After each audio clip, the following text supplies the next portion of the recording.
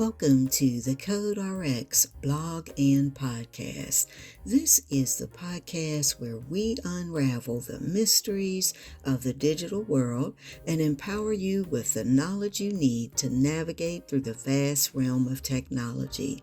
Now, I'm your host. My name is Candy, and in today's episode, we are diving deep into the fundamental language of the web, and that's HTML.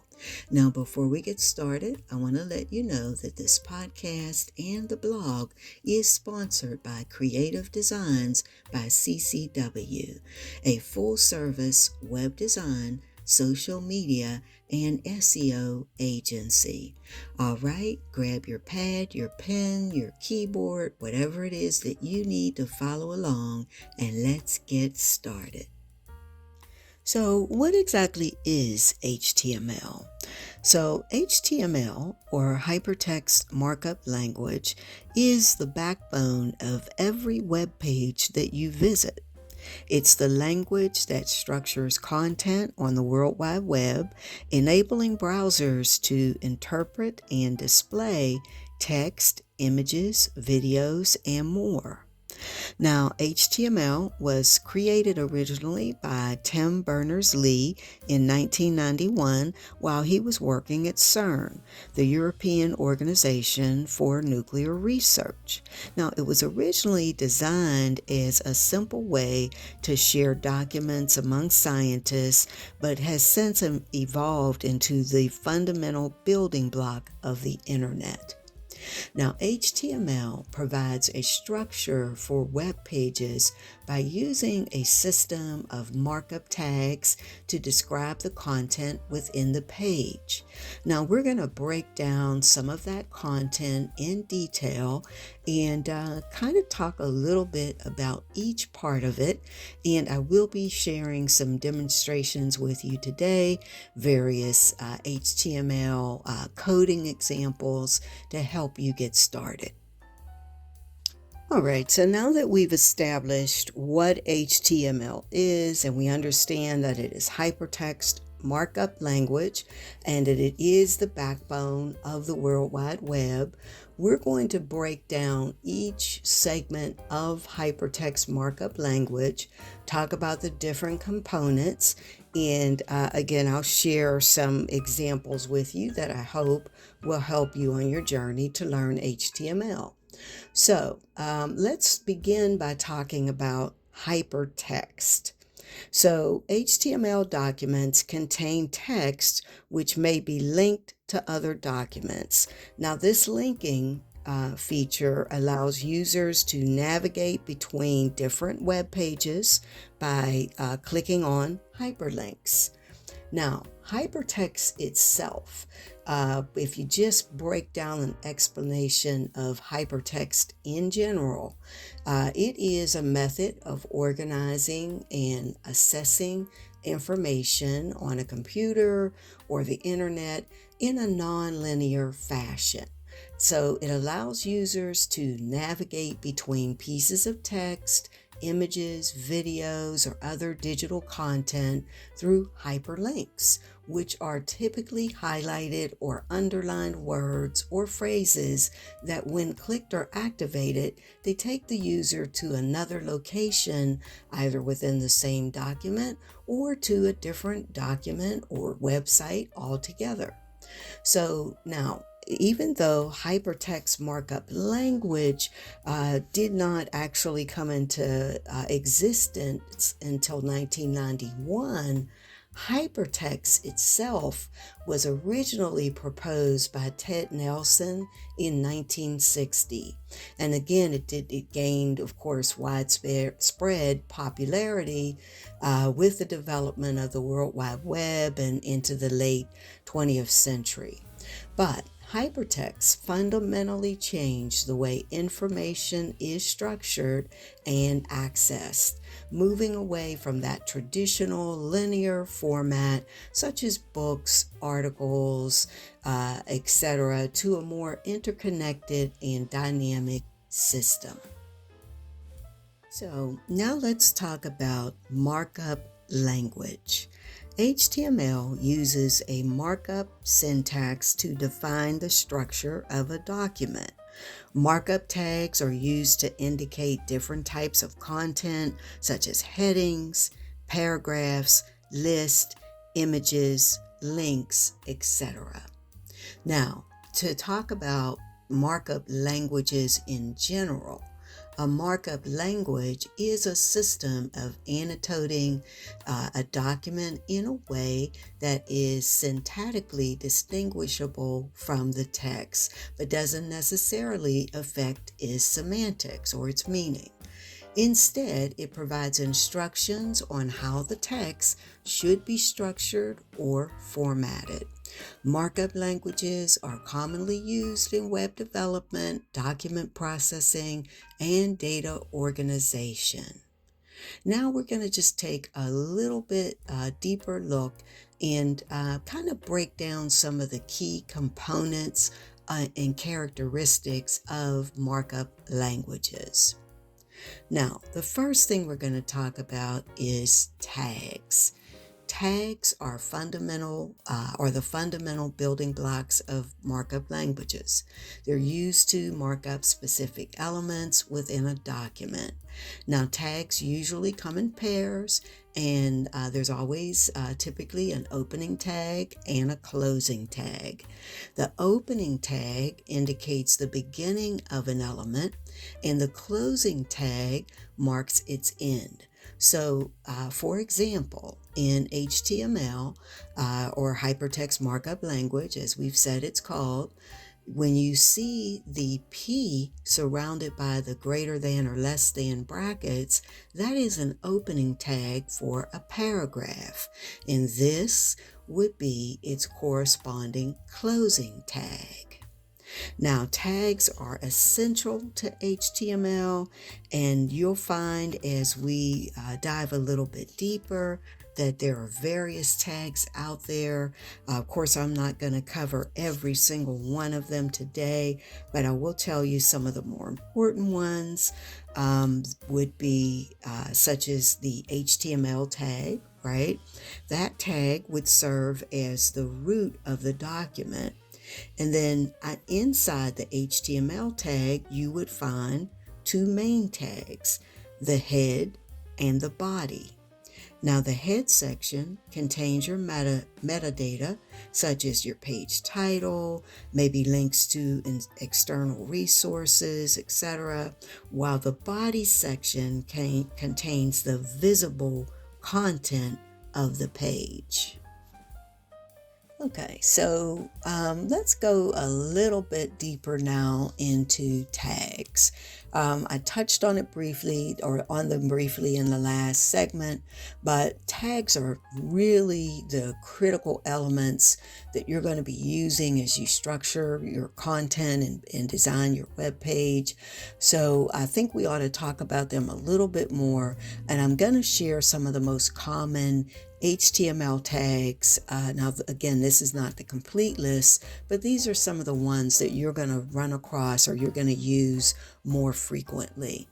Now, a tag consists of angle brackets, some call them the greater than or less than brackets, enclosing a keyword or abbreviation that denotes a particular formatting effect.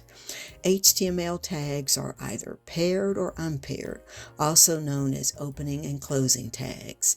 Now, your paired tags come in pairs with an opening tag and a corresponding closing tag in order to make them function, while unpaired tags stand alone and do not require a closing tag. Now, here are some of your common HTML tags and what they're used for. One of the most important would be the HTML tag. Now, the HTML tag defines the root element of an HTML document. It's going to be one of the first tags you learn, and you will use it for every single document that you create, and it does require a closing tag. Now, the next important tag that you're going to need to know and learn to use would be your head tag. Now that is also a tag that will require a closing tag, and what it does, it contains metadata about the document, such as your title, your styles, your scripts, etc. Now the next title or the next tag that you'll use quite frequently, and it's very important, is the title tag. Now the title tag sets the title of the document, and it's typically what you see and what's displayed in the browser's title bar or tab whenever you pull up a web page or website. And it does require a closing tag. Now the body tag is what encloses the main content of the document, and that's the content that will be visible whenever someone pulls up your web page. And the body tag does require a closing tag in order to make it function properly. Now, some other very important tags would be your heading tags. Now, you have heading tags that start with the most important, which is the H1, and they go all the way down to the H6, so that you can have varying levels of titles and headings throughout your document. But I will say that one thing you want to remember as you begin to learn to construct your HTML documents, you only want to have one H1 tag on any given web page or any page within your website. And these tags do require a closing tag in order to make them work. Now, another tag that you're going to use quite frequently would be a paragraph tag. Now, that is just a lowercase p surrounded by the angle brackets, and it does require a closing tag. Another tag that you're going to use quite a bit would be the A tag, which creates a hyperlink. Now, this tag also requires a closing document. Now, assuming any page that you build is going to have images embedded, then you certainly are going to be using the image tag. Now, that is one tag. It defines an image, but it is self-closing. It does not require a closing tag. Now, there are some tags that you'll be using whenever you do any sort of list, whether it be an unordered list or an ordered list. First of all, the UL tag is going to define an unordered list. The OL tag is going to define an ordered list. And then the LI tag defines a list item within either the UL or the OL tag. And all of these tags do require closing tags. Now, another tag that you're going to use quite a bit and is called and you'll kind of see when there's errors in a document, it will many times be because they have an open division tag.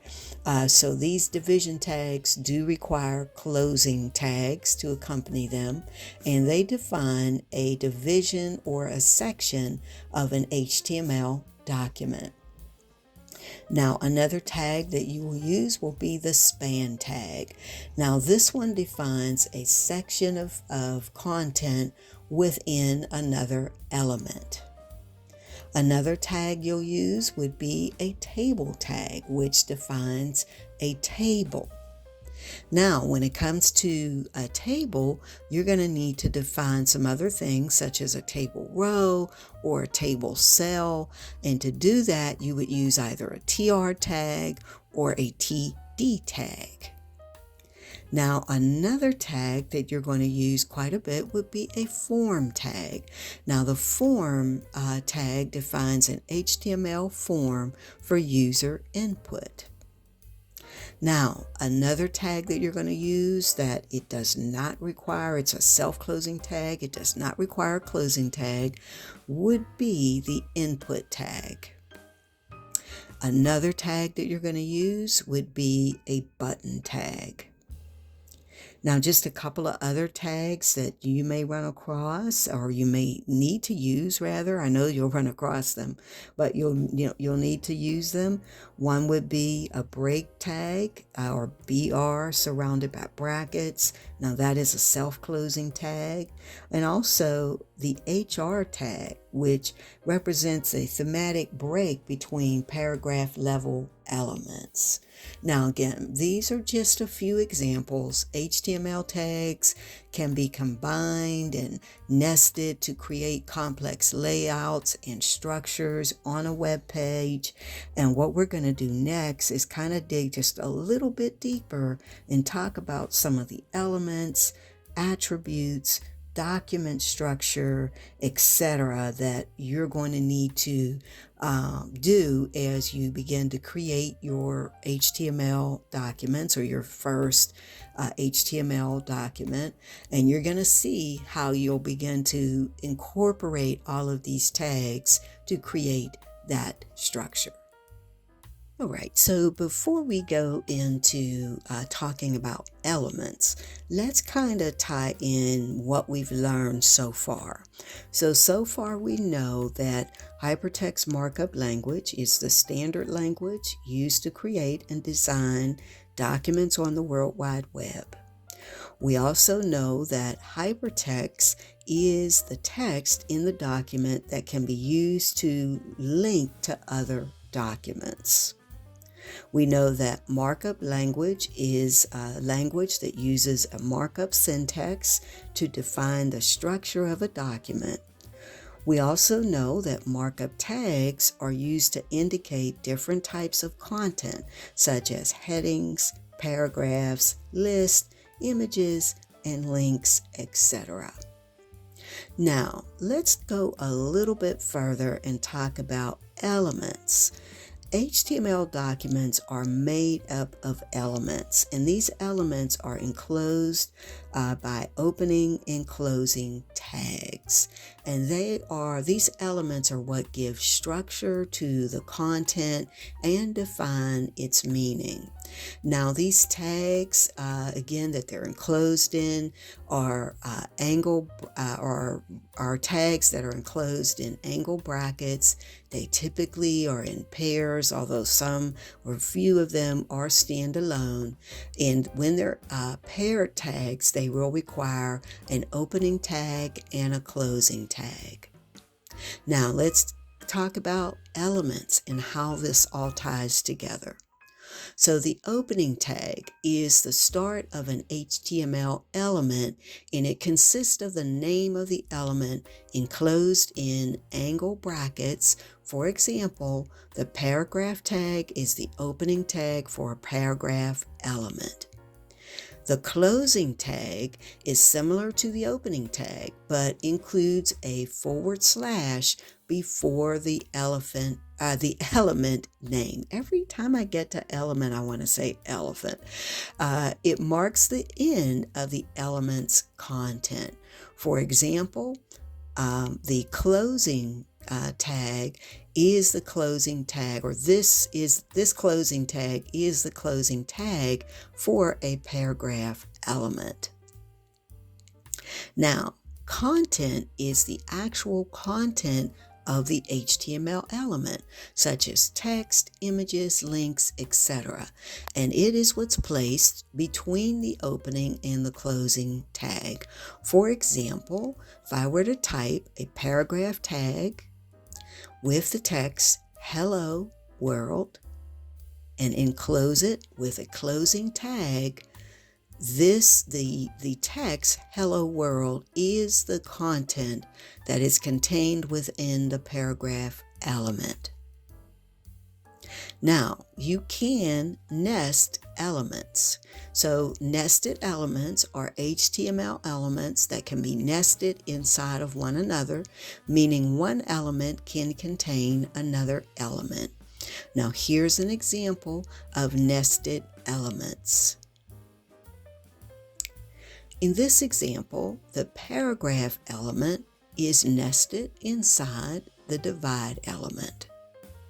You will note that you see the divide opening and closing tags, as well as the paragraph opening and closing tags, and the content is the sentence. This is a paragraph inside a divide element. Now, let's move on and talk about attributes, because HTML elements can also have attributes, which provide additional information about the element. Now, attributes are placed within the opening tag and are typically name-valued pairs. Now, here's an example of an attribute.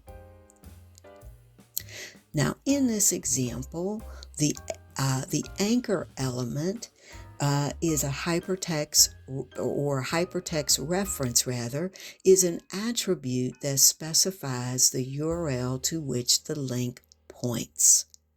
So this is basically what you would see, and I'm sure you've seen them. This is what a hyperlink looks like. You can see that the hyperlink itself is enclosed between the anchor tag and the closing tag. But inside of that anchor tag or that opening tag, you will see the element or the hypertext reference, which in this case is the URL, which is the URL example.com. Now, self-closing tags, we touched on them a little bit, but there are self-closing tags. Now, some elements, like I said, they don't have a closing tag because they don't contain any content, so they're self-closing tags. And they end with a / before the closing angle bracket. Here's an example of what an image tag would look like. So here, image is a self-imposed, a self-closing tag closed or used to insert an image. Now, the search and the alt tag are the attributes for the image. Now, there is such a thing as void elements. Void elements are subsets or self-closing tags that cannot have any content or closing tag. And they include elements like the break tag, HR tag, the meta tag, and they're basically just used for line breaks within your document, or maybe horizontal rules and metadata respectively. But again, they don't contain any content, so therefore they don't require any sort of closing tag. Now, the next element would be a semantic element.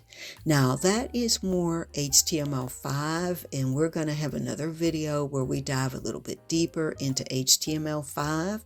But HTML5, when it came along, it introduced semantic elements that provide meaning to the content they enclose. So examples would include header, footer, the nav tag, which is for the navigational section of the page, or article, another section tag, aside. Again, these elements help search engines, screen readers, and developers better understand the structure and purpose of the content. But again, I'm going to do another video on HTML5, and I'll go a little bit deeper into some of those tags in that video. But in summary, HTML elements with their tags, attributes, and content work together to create the structure and presentation of web pages. All right, so now that we've got all of our elements and we understand elements, attributes, etc., and how the tags make up those elements, we're going to now talk about the structure of the document. So an HTML document typically follows a structure known as the Document Object Model, or the DOM. And here is a basic outline of that document. Now, here you'll see the very first line. You're going to see doc type, which is in this case HTML. The next line you see is the language, which in this case it's indicating that the language is English.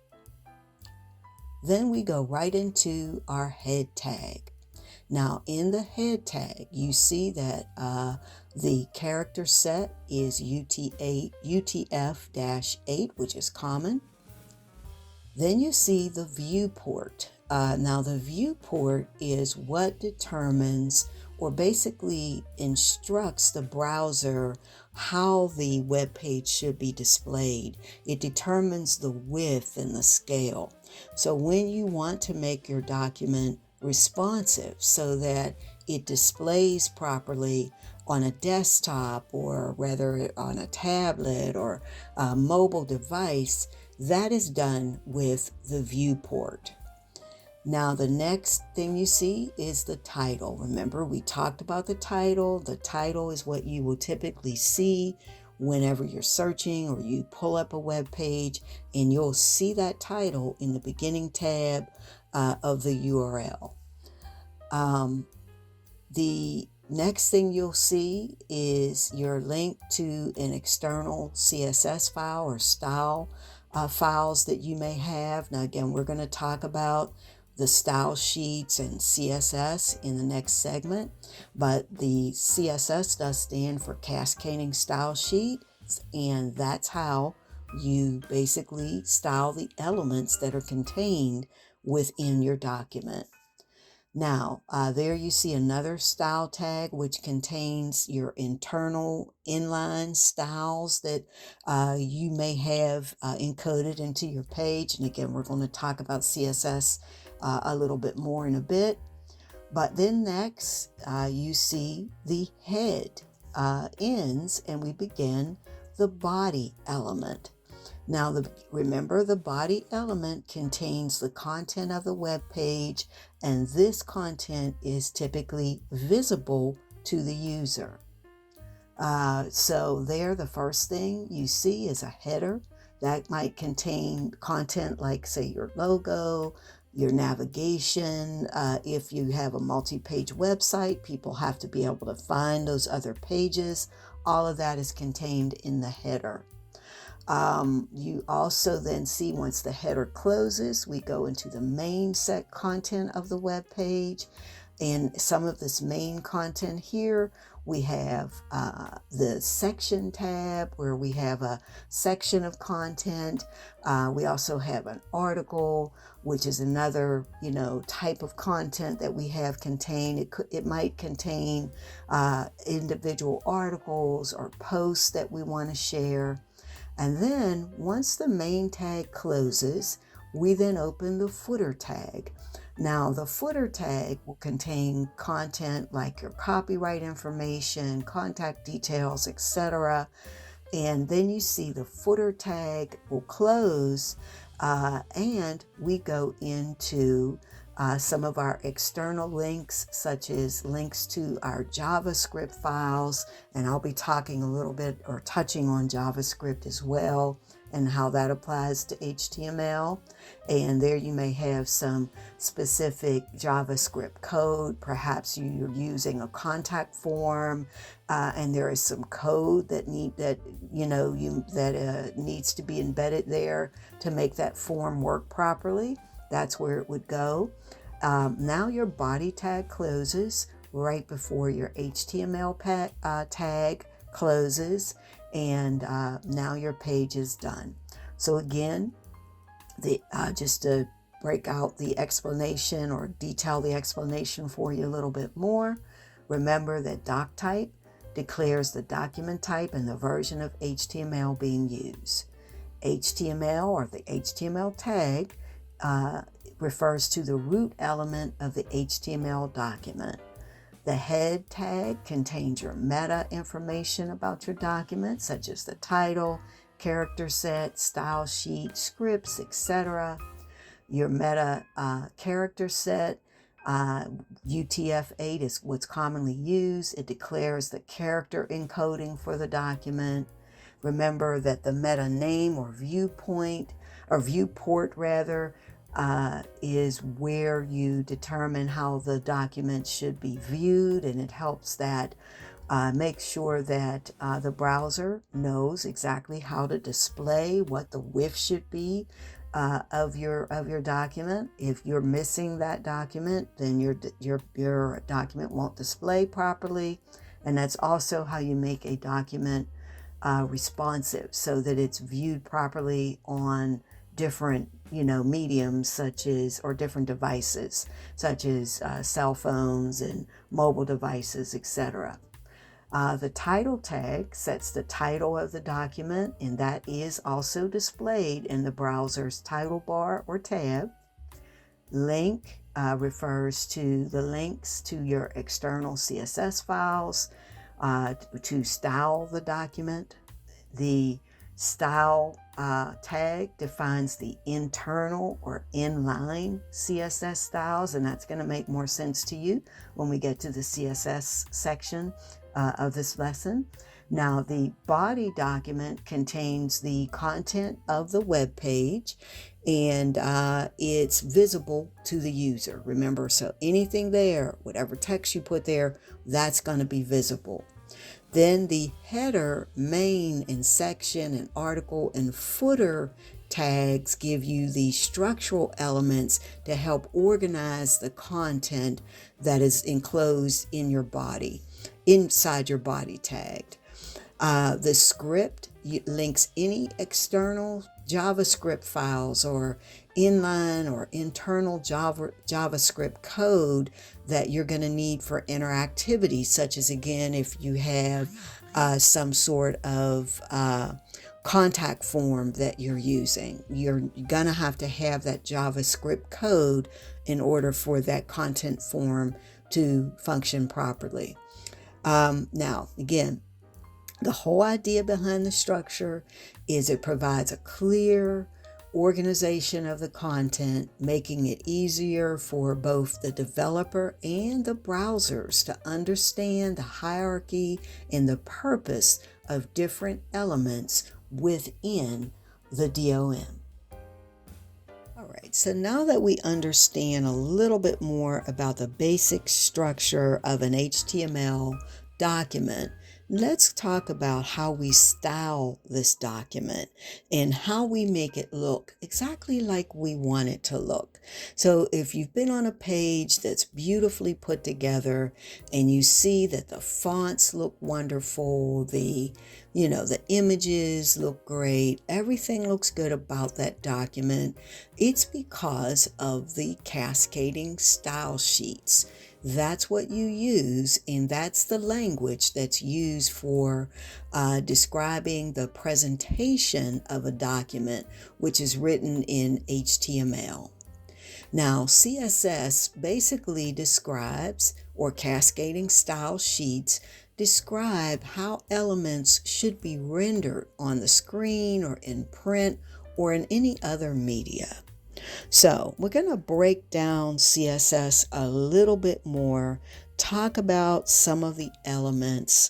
Now, first of all, CSS is used in conjunction with HTML in a few ways. Number one, separation of concerns. HTML is used to structure the content of the web page, while CSS is used to style and format that content. Again, this separation allows for more efficient development and maintenance of the website. Now, the CSS syntax is a syntax that consists of selectors and declaration blocks. Selectors target HTML elements, while declaration blocks contain one or more declarations, which consist of a property and a value.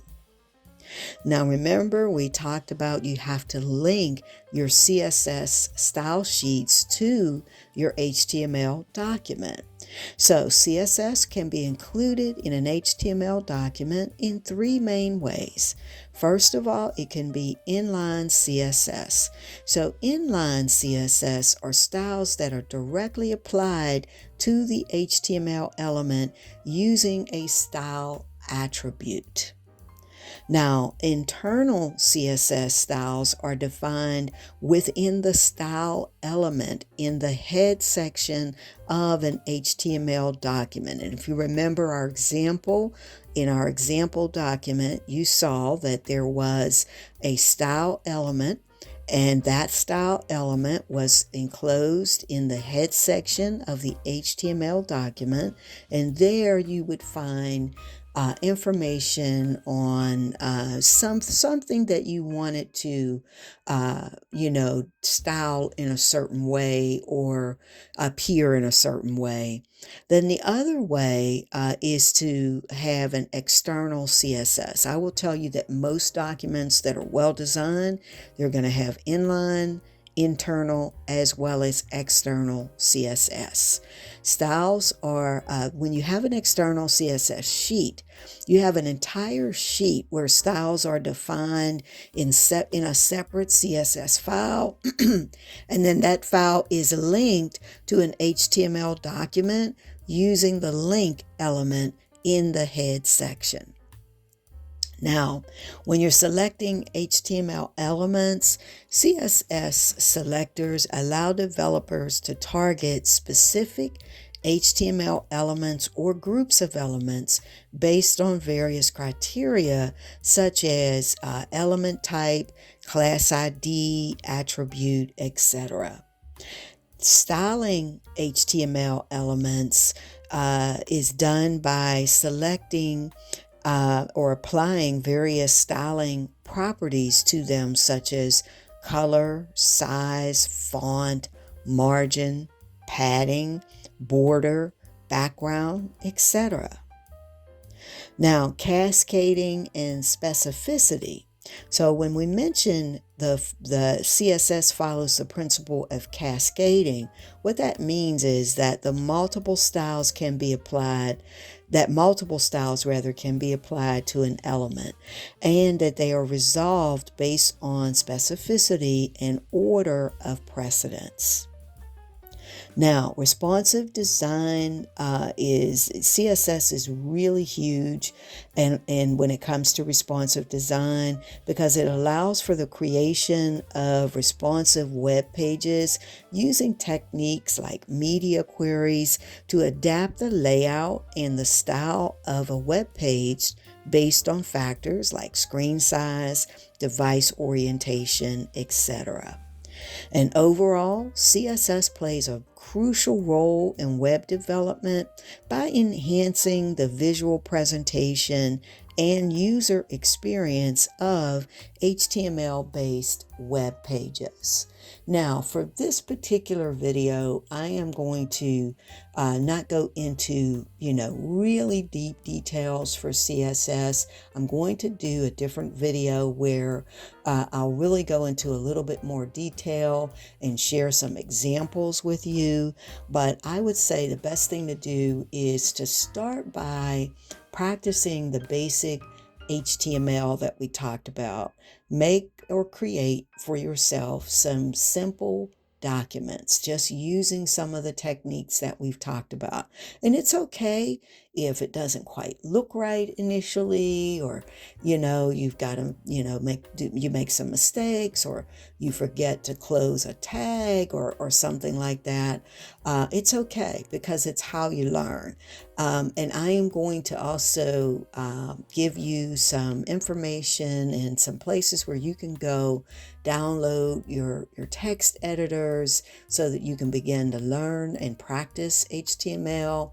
And I'm also going to share some other resources with you. All of them are free, that will help you get better and just really get you to the point where you're ready to start designing some of your own HTML websites and documents. Okay, so now we're going to touch briefly on JavaScript.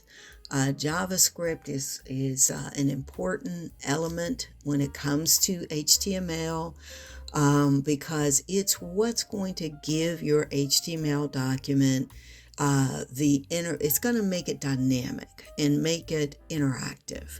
Now, again, what is JavaScript? Well, it's a programming language commonly used for creating interactive effects within web browsers. It allows you to manipulate the content of a web page, respond to user actions, and dynamically update the page without requiring a reload. Now, here's a basic overview of how JavaScript works in HTML. Now, one way is to embed the code directly into your page, and you can do that by using the script tag. Now, in this particular example, you see, if you remember when we went through the basic document, structure, we have our doc type, HTML, at the top. We have our language, English. Then we have our head tag, which defines the character set and the viewport. And then we have our title, which in this case, the title of this document is JavaScript example. Then we have in our body, we are using the H1 tag or the header tag to display the text, hello world. Now, inside of that header tag, you see ID equals demo. So basically, down below, when you see the script tag, that tells you what we want demo to do. So when we see that demo tag, the JavaScript code rather inserted in that tag, what that's saying is document.getElement by ID. Enter HTML equals hello JavaScript, right? So the JavaScript allows you to select the HTML element and manipulate them. So again, this selects the HTML elements with the ID demo. Now, once you've selected an HTML element, you can change its content, its styles, its attributes using JavaScript. So in that example, inner HTML is used to change the content of the selected element. Now, event handling. JavaScript will also allow you to respond to a user's interactions, such as a mouse click, keyboard input, etc., mouse movement perhaps. You can attach event handlers to HTML documents to execute a JavaScript code when an event occurs. And here's an example. Here we have a button, and inside of that button we've inserted the JavaScript code that says on click it'll equal my function, and then right below it we have the code that goes with my function. So that means and the script, as you can see, is inserted between the script tags, and it's saying, hey, when this text is clicked, alert, button clicked, we need something to happen. There's a function. And of course, the function is not really defined here, but if it were, we would have it defined as to what we would want to happen, when that button was clicked. Now, another way that you can use JavaScript is, instead of embedding JavaScript directly into HTML, you can also link to external JavaScript files using the script search equals, and you'll have the parentheses there inserted in the tag. Now, this is useful for separating your JavaScript code from your HTML, and it kind of makes your code more organized and easier to maintain. So, and here's an example of what that would look like. Again, you take your script tag, and instead of actually typing out the JavaScript code as we did in the example where we had the function and button clicked, etc., in this case, we're just saying, hey, when you click, this is the link to our JavaScript code, and here's where you will find it. Now, there are some occasions where you're going to need to do both. You're going to need to link the JavaScript the way it's linked in the example, but you're also going to have to enter some code into your footer to make things work. Typically, you're going to see that maybe, as I said, like with contact forms and things like that. So in summary, JavaScript works with HTML by allowing you to manipulate HTML elements, respond to user interactions, and dynamically update the content of a web page, thereby creating a dynamic and interactive web experience for your users. So I'm hoping that you found this video to be beneficial. Again, I know we covered a lot today, and there's still a lot more to cover, but hopefully this will give you a start if you are looking to learn HTML.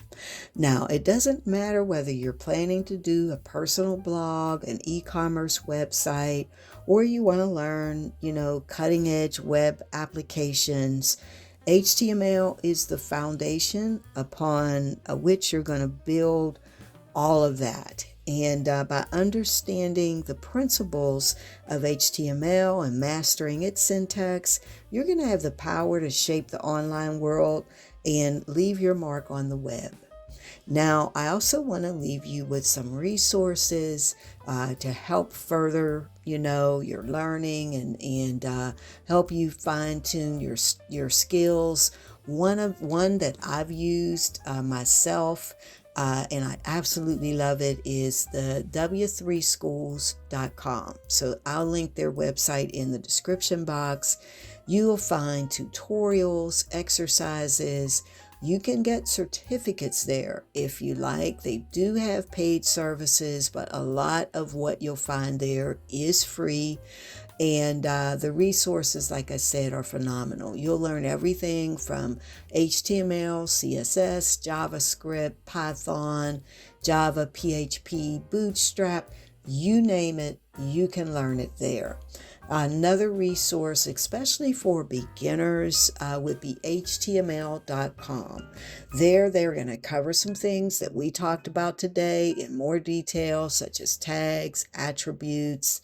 They'll go over tutorials. Really, I've found it to be one of the easiest ways to learn HTML and CSS. And that's kind of what they say on their website. Also, I'd like to refer you to our blog, which is thecodrx.com. There you'll find informative articles. I do plan to share some white papers there as well, where, you can at least get some general overviews of all the different coding and I mean, there's so much, right? I mean, as soon as you learn one language, there's something else to learn. So again, that is thecodrx.com. So again, I thank you so much for tuning in to today's episode. If you found this video helpful, please remember to subscribe and make sure that you turn on the notification bell. That way you'll be notified every time we upload a video here. Again, go and visit our blog. If you enjoyed this video, please give it a thumbs up. That helps with the algorithm. If you have questions, please leave me a question in the comments. I'd love to hear from you. Or if there's something else you want to share, please leave a comment. I'll be sure to respond. So again, thank you very much. And I can't wait to talk to you again on the CodeRx blog or podcast. Have a wonderful day or wonderful night. Bye-bye.